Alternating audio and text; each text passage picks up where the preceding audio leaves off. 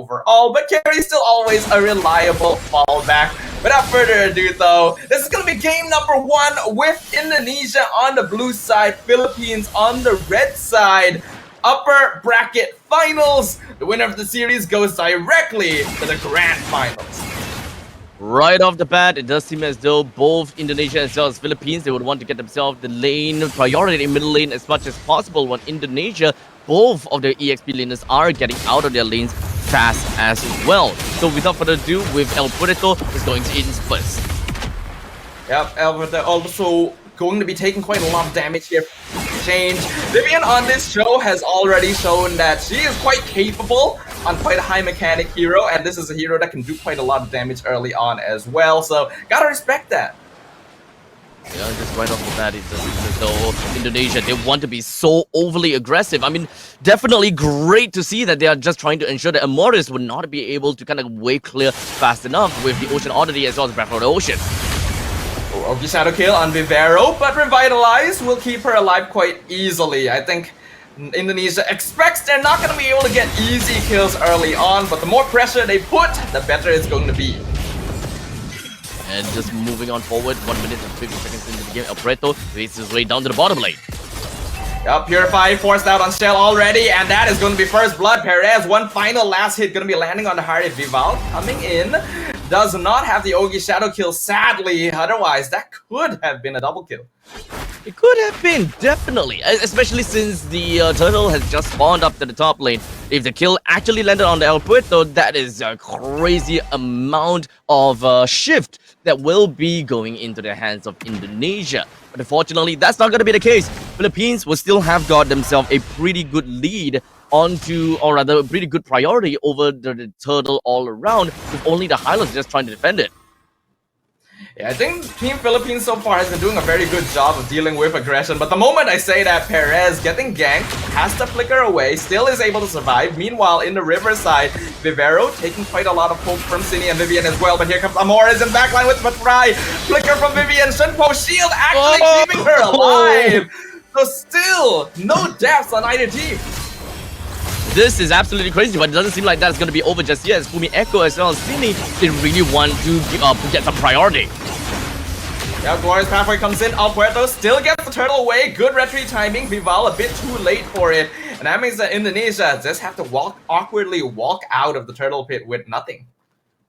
Yeah, I mean, with all that all said and done, the bottom lane is still pretty much going hard at it. As you can definitely tell that Chell, he can definitely deal a decent amount of damage against the carry in the early stages of the game. So I would say the Philippines will probably want to focus down in the bottom lane to ensure that the carry will be safe and sound for the next 5 minutes, or at least until the turret gets destroyed. Yeah, I can see that happening for sure. Cine in some trouble, actually playing around the wall. El Puerto gets caught out with the Ogi Shadow Kill. NetherRealm to keep Cine alive as well. The Ling being punished for trying to get some cheeky mid lane kills. And just like that, total coming up in about a minute or so. It's pretty much fair to say that Indonesia, they have been playing according to what they want to do in the early stages, right? With the Cho as well as the Faramis that can mostly be running around a lot, they can always provide a lot of support and to ensure that their main damage dealers just don't go down for the counters as easily, especially since we need the Hayabusa as well as the Harif to get a decent amount of farm before going into the mid stages of the game, which is post 8 minutes. If they have got a good laning phase, then it's pretty fair to say that they will be able to get themselves on the lead against their counterpart, and that is slightly going to increase the chances of winning in the later stages. Yeah, I think we have to recognize that team composition-wise, I think Indonesia peaks a little bit closer to the mid-game, whereas Philippines are quite comfortable playing for the late game. So while I do like that the Filipino team is willing to be kind of aggressive, they gotta be careful not to give too many kills over to the cores of Indonesia. And ooh, even missing out the Raging Sandstorm, Vivian already knowing that her opponents are waiting. It's gonna be a little bit tough at this point in time, let's be honest here. But right now, got the Indonesians that has already gotten priority of the Lord. Chell, Vival as well as Cine. Vivero looking for an opportunity. They're definitely gonna strike soon. Yep, Alpuerto jumping in, looking for the timing. Sydney gonna get the pull on Vivero, buying a lot of space. Vival gonna be able to get the turtle away. NetherRealm comes out as well to deny a lot of the rough waves damage. Fumi Echo now coming in from the flank with the Glorious Pathway. A great stun and taunt coming in from Diagon, but she's all by herself in the backline. 1v4. So the Gatot will be the only casualty of this exchange. And just like that, seems like with only one man down from the side of Philippines and Indonesia having a pretty good lead on top of that. Oh, Vivero almost going down for the count, but luckily he does have the Raging Sandstorm to get himself away. And thus, Philippines, they have definitely wanting to put their face right in the face of Indonesia, but both teams have very similar early game win condition. And that is to get themselves a little bit more tempo into the midst of the game and to ensure that they get themselves a good, decent amount of lead. Because both teams, they want their pause 1 and the pause 2 to eventually go crazy host top minutes. And I think that's exactly why we are seeing Indonesia hold a slight advantage at this time. Although their win conditions are somewhat similar, having this Faramis around really helps prolong team fights and turn things around even when the Philippines look for better engagements. We see a lot of the burst damage just straight up being directly negated. And that is preventing the Philippines from being able to get these quick pickoffs that they're good at. I think one of the very kind of like a wasted part is the fact that they drafted a Cho, but hold on a second, Philippines are getting attacked. Yeah, the Cho actually managing to avoid everything and even flickering it with Way of the Dragon. AOG knocks up 3, but there's not quite enough damage. Alpuerto is not even part of the fight, and NetherRealm has already been dropped down, so Indonesia taking literally 0 damage from all of this. Vivian now quite far out, but I don't think Philippines can commit to this any longer. One thing that I definitely want to see is a little bit more pickoffs coming from the side of Indonesia since they do have a Cho.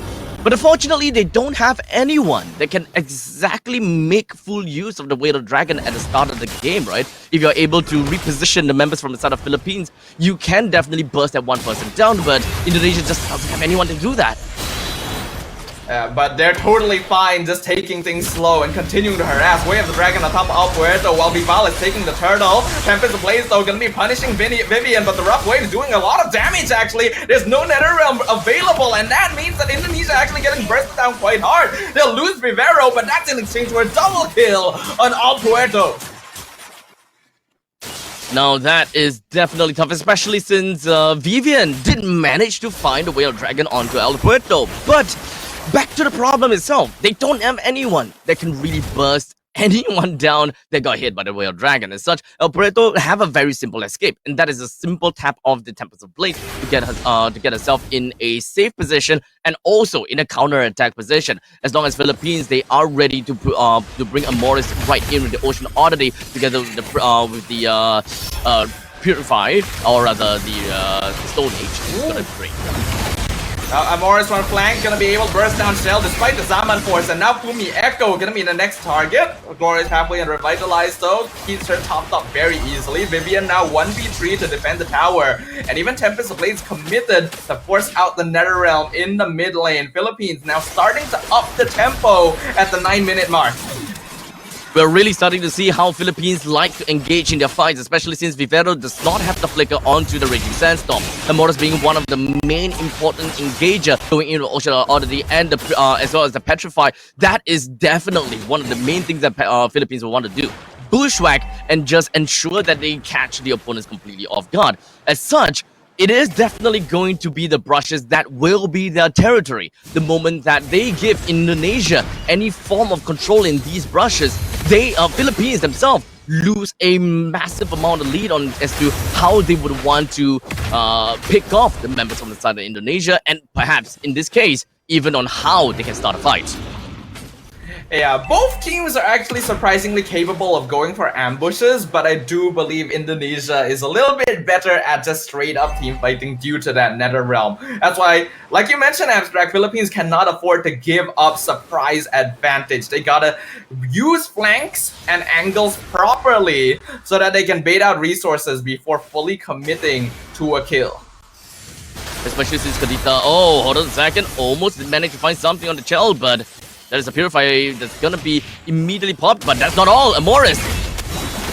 Fumi Echo with the glorious pathway trying to cut them off, but Vivero buying a lot of space and time. AOG on 3 members, Netherrealm and Revitalize all the way out, but Philippines still surviving all of it with that quicksand guard out from Vivero. The lanes are going to be popping out, killing spree for El Puerto as they're juggling counter aggro beautifully on the Filipino side. Indonesia not being able to take the fight inside the own half of their map, but now the Summon Force comes out. Vivero finally punished for staying around a bit too long. Philippines, this may not be where you want to stay, and now Perez gonna be caught out, but a beautiful flicker timing to avoid the Ogi shadow kill and disjointing it away. El Puerto jumping in, looking for the kill on Vival, but gonna lose her life in exchange. Shut down for Shell. Fumi Echo running away from Amores, also going to be able to escape. Philippines overstaying their welcome.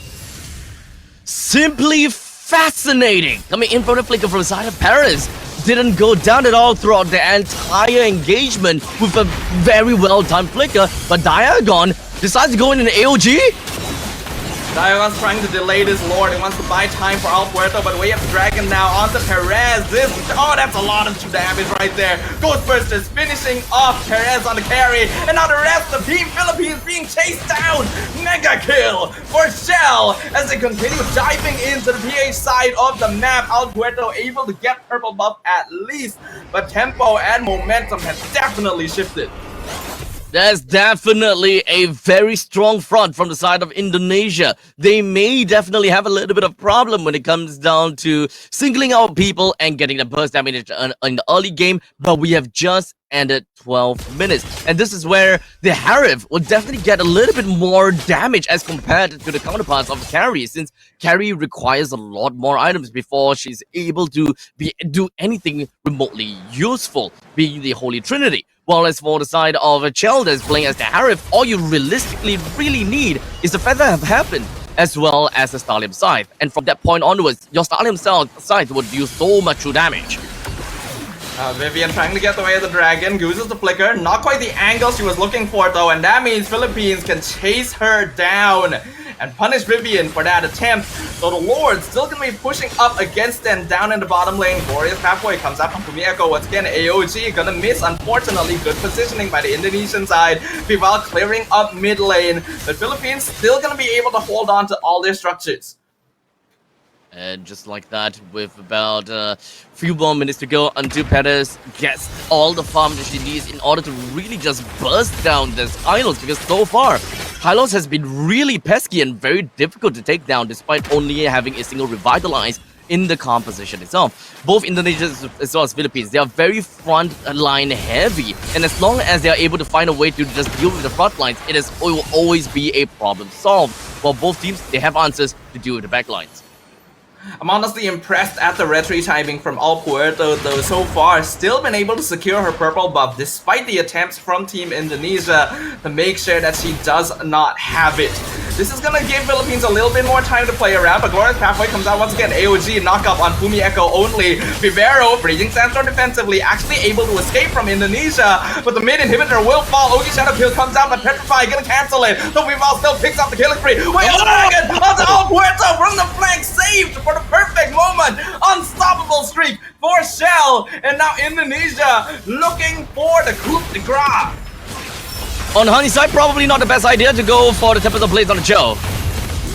But they will still be able to jump forward, and Indonesia, beautiful gameplay, punishing Philippines left and right.